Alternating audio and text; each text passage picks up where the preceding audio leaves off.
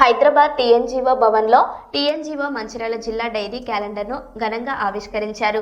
జిల్లా అధ్యక్షులు గడియారం శ్రీహరి, కార్యదర్శి భూముల రామ్మోహన్ ఆధ్వర్యంలో జరిగిన కార్యక్రమంలో కేంద్ర సంఘం అధ్యక్షులు మారం జగదీశ్వర్, ప్రధాన కార్యదర్శి ఎస్ఎం హుసేని ముఖ్య అతిథులుగా పాల్గొన్నారు.